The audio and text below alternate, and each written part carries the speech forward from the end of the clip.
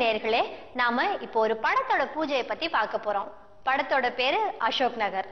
என்ன அசோக் நகரான்னு கேக்குறீங்களா? ஆமாங்க, சென்னையில இருக்கிற அசோக் நகர் ஏரியால நடக்கிற மாதிரி தான் படத்தை எடுக்க போறாங்க. இப்ப பூஜையை பார்க்கலாம்.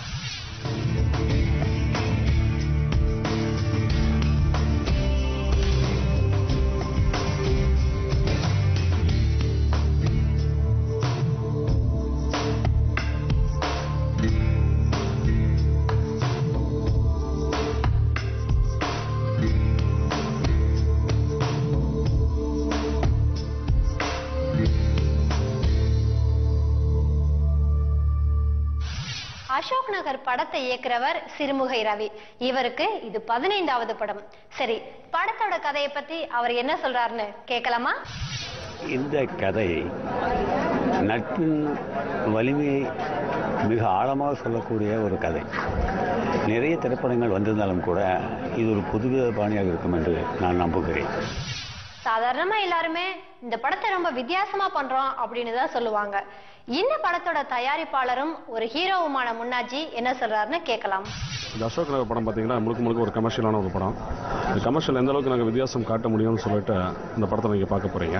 ஒரு கமர்ஷியல் ஒரு வார்த்தையை சொல்லி முடிச்சிருவாங்க. அந்த கமர்ஷியலையும் ஒரு வித்தியாசம் வேணும் அப்படிங்கறதுக்காக வந்து இந்த படத்தை நாங்கள் ரெடி பண்றோம். நண்பர்களை பத்தின இந்த படத்துல 5 பேர் ஹீரோக்களா நடிக்கிறாங்க. அதுல 2 பேர்கிட்ட பேச்சு கொடுப்போமா? இது வந்து எனக்கு செகண்ட் ப்ராஜெக்ட்.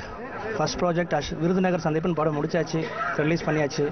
இந்த படத்தில் ஒரு நல்ல கேரக்டர் கொடுத்துருக்காரு நம்ம டைரக்டர் சிறுமுகை ரவி சார். இந்த அசோக் நகர் படத்தில் நானும் ஒரு ஹீரோவை பண்ணுறேன்.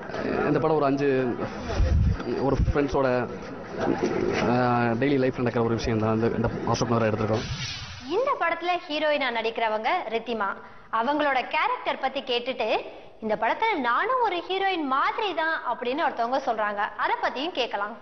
எனக்கு இந்த ஸ்டோரிஸ் சொன்னோன்னே எனக்கு ரொம்ப பிடிச்சிருச்சு. ஸோ இந்த ரோல் நான் பண்ணுறேன் அப்படின்னு நான் சொன்னேன். நான் வந்துட்டு சங்கீதம் பாட்டு டீச்சராக வரேன். நர்ஸ் கேரக்டர் பண்ணுறேன். நர்ஸ்க்கு ஹீரோயின்ஸ் ஈக்குவலாக பண்ணிட்டு இருக்கேன்.